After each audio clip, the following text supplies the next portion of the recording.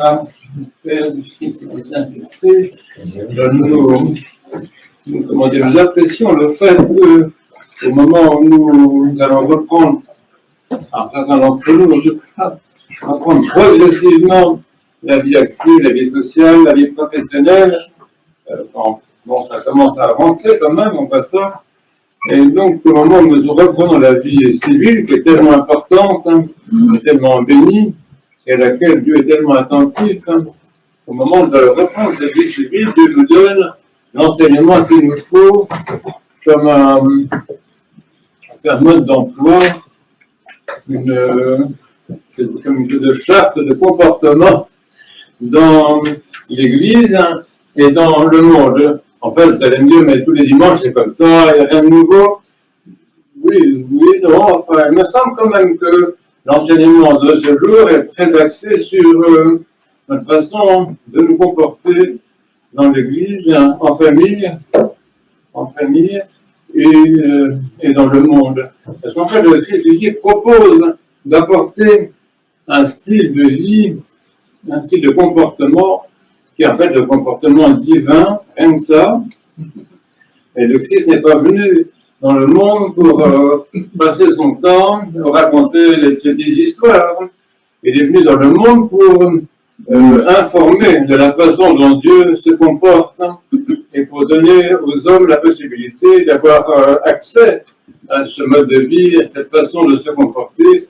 Et donc être baptisé, être chrétien, c'est principalement ça, c'est adopter pour soi, pour sa famille, pour ses enfants, pour les communautés auxquelles on appartient, en tout cas pour soi, pour commencer, adopter ce mode de vie divin dont le Christ donne l'exemple et dont il donne l'enseignement. Et cette façon de fonctionner, si je peux dire, cette façon de vivre, ce mode de vie divin qui est vraiment magnifique, consiste surtout précisément à être libre de toute obligation. Alors ça vous étonne peut-être parce que la plupart d'entre vous, vous avez été élevés dans des familles où le mot obligation était employé plusieurs fois par jour. Même la religion, je pense, peut-être beaucoup, était considérée comme une obligation, enfin, que des choses obligatoires partout. Et la plupart d'entre nous ont vécu dans des milieux familiaux et sociaux dans lesquels la conjugaison des verbes tu dois, il faut, tu devrais, tu aurais dû, tu aurais fallu, il aurait fallu, etc. Dans laquelle la conjugaison des verbes d'obligation était un exercice grammatical indispensable pour être considérés comme des êtres humains à part entière. En fait, c'est une erreur. C'est une erreur. Et quand ici, avec cette saint, le Christ nous apprend justement à alléger un petit peu notre vocabulaire et notre lexique, et à supprimer quelques mots qui n'ont pas d'intérêt particulier en ce qui concerne le salut, en tout cas. Donc, effectivement, le Christ aujourd'hui vient dans le monde et il montre à travers cette parabole qui est très sympathique, que vous connaissez très bien, et dont vous connaissez bien le sens, il montre exactement ce qu'il propose, c'est-à-dire un monde dans lequel le verbe tu dois n'est pas employé. Tu dois. Non, il n'y a pas tu dois, il n'y a pas tu dois, il n'y a pas tu me dois, il n'y a pas je te dois, il n'y a pas vous devez, il n'y a pas vous me devez. Un monde dans lequel justement on fonctionne autrement qu'à partir de ce verbe tu dois. Et le personnage qui est donné en premier, qui est une image de Dieu, quand même, une image de la paternité de Dieu, est un personnage qui justement propose autre chose qu'un monde gouverné par les obligations et la culpabilisation aussi, bien entendu, parce que si tu ne fais pas ce que tu dois, tu as tort, etc. Tout le monde connaît un peu cette chanson. Et donc, il propose, au lieu de ça, il propose un monde tout à fait différent, dans lequel il dit, bah écoute, tu ne me dois rien. Alors ça, c'est quelque chose, parce que si vous êtes très instruit, ce qui est votre cas, vous savez certainement que la somme que devait se voir un garçon est une somme énorme. 1000 talents, c'est énorme à l'époque. Je ne suis pas capable de vous traduire ça en euros, enfin, ça fait beaucoup d'euros. Il lui dit ça, il dit, laisse tomber, tu ne me dois rien. Cette parole-là crée dans l'univers, crée dans le monde un vertige. Parce que si vous avez, c'est comme dans les transports en commun, vous ne connaissez pas les transports en commun, vous êtes tous en voiture, en vélo, etc. Mais pour ceux qui connaissent l'usage des transports en commun dans la région parisienne, vous savez que quand on prend ces transports, que Dieu les bénisse, on se tient toujours à quelque chose. Et là, imaginez qu'on vous enlève cette barre, que vous ne puissiez plus vous tenir à ça, vous allez avoir le vertige, vous allez tomber les uns sur les autres, ça va être affreux. Dès que le métro va freiner, tout le monde va tomber les uns sur les autres, ça c'est un moment horrible. Et c'est un petit peu ce que fait ce roi et cette image de Dieu paternel. C'est qu'il enlève ce à quoi nous nous accrochons tout le temps dans une civilisation, une éducation, une culture du devoir, une culture du tu dois.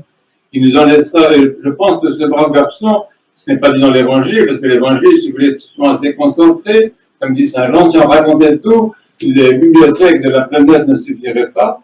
Donc l'évangile ne prend pas le temps de dire que ce garçon, je ne sais pas quel âge il avait, il a éprouvé un vertige, il a dû avoir l'impression que le sol se rebelle sous ses pieds, il a dû s'accrocher à quelque chose, un meuble, une chaise, une porte, un poignet de porte, n'importe quoi, mais on lui enlevait tout ce qui faisait l'épine dorsale de son éducation, de sa culture, et cette façon de fonctionner, parce qu'on lui disait, tu ne me dois rien, tu ne me dois rien. Et ce maître de maison, ce roi, qui est l'image du Père Céleste, il a pensé, dans sa bonté, dans sa sagesse, il a pensé que ce qu'il allait faire école. Que ce garçon à qui il disait, tu ne me dois rien, s'il avait une bonne oreille, s'il avait un peu compris ce qui se passait, s'il surmontait le vertige qu'il avait en plus pouvant s'accrocher à quoi que ce soit, et il espérait qu'il allait faire la même chose.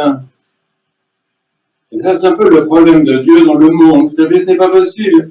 Le Christ vient dans le monde, il y a des comportements qui sont absolument révolutionnaires, avec beaucoup de douceur, il y a beaucoup de gentillesse, beaucoup d'humanité, mais qui sont quand même des comportements subversifs. Et ce qu'il fait, il pense qu'il va peut-être le faire aussi. Peut-être qu'il va faire école, peut-être qu'il y aura des disciples, peut-être qu'il y aura des chrétiens sur cette planète, c'est pas exclu, la planète n'était pas bien grande, donc on pourrait peut-être arriver à trouver des chrétiens. Il espère ça, vous voyez. Le grand espoir de Dieu, c'est de pouvoir faire école, c'est de pouvoir trouver des disciples dans ce monde.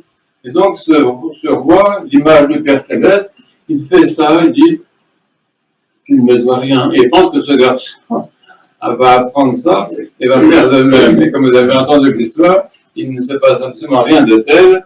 Et ce que propose Dieu ici, d'une certaine façon, on tombe à l'eau, puisque l'homme n'écoute pas, l'homme ne le fait pas, l'homme n'apprend pas, l'homme ne veut pas changer, l'homme continue à faire comme avant, soit parce qu'il a été éduqué comme ça, ce qu'il peut se comprendre, quand tu as été élevé toute ta vie à entendre le verbe tu dois, c'est vrai que c'est pas facile de t'en débarrasser du jour au lendemain, ça peut se comprendre, mais c'est aussi parce que son intérêt immédiat ne s'y trouvait pas, vous voyez.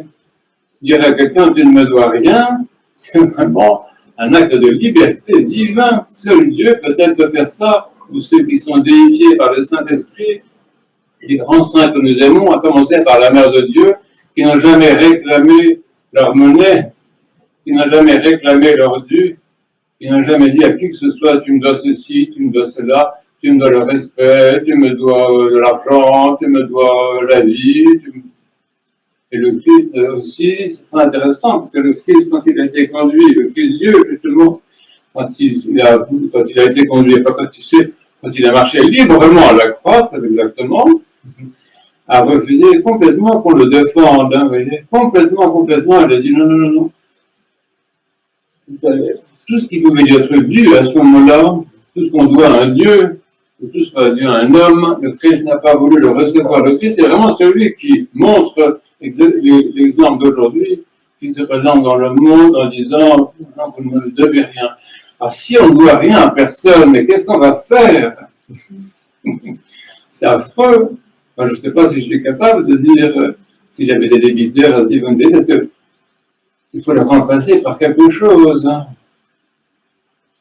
Qu'est-ce qu'on va faire? Dire à ses enfants, vous ne me devez rien, les enfants. Dire à ses parents, les parents, vous ne me devez rien. Dire à ses collègues, vous ne me devez rien. dire aux princes qui nous gouvernent sur cette planète, y compris les tyrans, vous ne nous devez rien et nous ne vous devons rien. Et dire même à Dieu, tu ne nous dois rien. Et entendre Dieu nous dire, vous ne me devez rien, les enfants. Si nous allons vers là, si nous entrons dans ça, c'est une véritable révolution, c'est une nouvelle civilisation que propose le Christ et que propose l'Évangile. Mais qu'est-ce qu'on va mettre à la place? Par quoi est-ce qu'on va remplacer ce vide extraordinaire quand le tu dois nous est enlevé? Tu dois, tu me dois. Qu'est-ce qu'on va faire? Qu'est-ce qu'on va mettre à la place?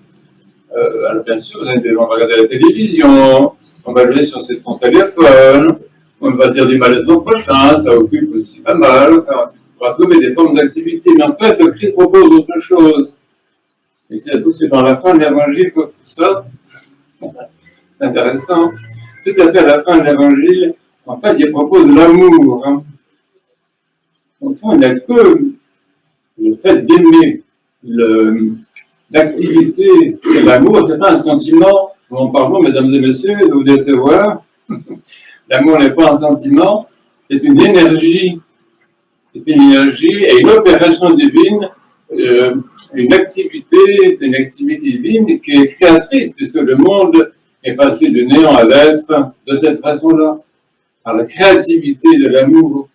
Et donc, si nous vivons par l'amour, si nous appliquons la fin de cet évangile, c'est-à-dire pardonner du fond de son cœur, c'est-à-dire aller puiser dans notre cœur comme dans un puits, on va aller chercher là-bas, trouver dans le fond de notre cœur quelque chose qui va s'appeler l'amour. Là, on va vraiment trouver de quoi remplacer la civilisation du tu dois. Je me rappelle d'une personne, ça me faisait toujours rire ça, à qui je disais que je venais souvent à l'église. À l'époque, je venais tous les jours, etc. Je ne vais pas vous raconter ma vie. Ces personnes me disent, vous allez à l'église tous les jours? Je dis, oui, je vais tous les jours. Mais vous êtes obligé? Mais non, je ne suis pas obligé. Alors, attendez la suite. Si vous n'êtes pas obligé, pourquoi est-ce que vous le faites? Vous voyez? Et moi, je vous dis, parce que j'aime. Parce que j'aime. Et donc, l'évangile, c'est ça. L'évangile est un truc extrêmement simple. On a beaucoup compliqué. On a passé du temps, perdu du temps inutilement à le compliquer. C'est extrêmement simple. Nous avons aujourd'hui, et c'est une civilisation entière, c'est un mode de vie entier. Et je vous assure que si nous mettons ça en pratique, en famille, en couple, j'ai quand même beaucoup d'amis qui ont des difficultés de couple, c'est archi fréquent. Dans les couples, ça se passe comme ça. Tu devrais, tu aurais dû, tu as dû, mais non, c'est toi qui devrais. Enfin, je m'arrête là. Hein. Dans les conflits de personnes, particulièrement dans le couple, sont généralement dans ce registre du tu dois. Et vous savez comment naissent les guerres.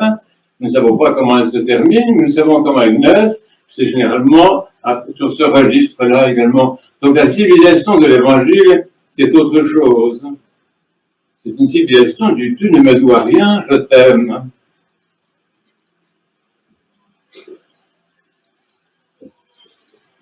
C'est ça l'Évangile. Tu ne me dois rien, je t'aime.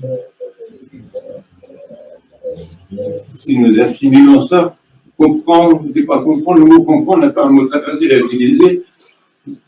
Si nous nous laissons toucher peut-être par cette perspective, si nous entendons, si nous les mémorisons, après ça sent, si nous ruminons, comme ces grands ruminants en voie de disparition, on voit dans les prés digérer ce qu'ils ont pris. Si nous ruminons cet enseignement-là, notre vie va être vraiment très différente. Vous savez, en relation avec nos enfants, en particulier, sont très différents. Les enfants, en relation entre les enfants vont être très différents. Les enfants entre les parents vont être très différents. Nos relations avec les collègues de travail, etc., tout ça. Tout le monde du travail, c'est tellement difficile. C'est intéressant, le monde du travail. Mais le monde du travail, c'est un monde qui intéresse beaucoup Dieu. Et c'est pour ça qu'il envoie des chrétiens comme vous, là-bas, dans le monde du travail, pour essayer d'introduire un peu cette révolution-là. C'est-à-dire, on me met quelque chose, je laisse tomber. Qu'est-ce que ça peut faire? Non, mais c'est pas 10 000 talents, hein, puis on parle légèrement. Oui, c'est peut-être 3,50 €, d'accord. Ou c'était simplement qu'il est passé devant moi à la porte, qu'il m'a pas donné les papiers que je devais, qu'il n'a pas répondu au téléphone quand je l'avais dit. Ah, il aurait dû, oui, ok. Mais qu'est-ce que ça peut faire? On va dire qu'on est sur Terre, dans l'église, en famille, au travail, dans les transports en commun, pour s'aimer. C'est pour ça, quand le Christ parle de ça, il dit, si tu pardonnes du fond du cœur, tu vas voir, il y a une source, c'est très intéressant, il y a une source d'eau vive, hein. Il faut aller quelquefois très profondément.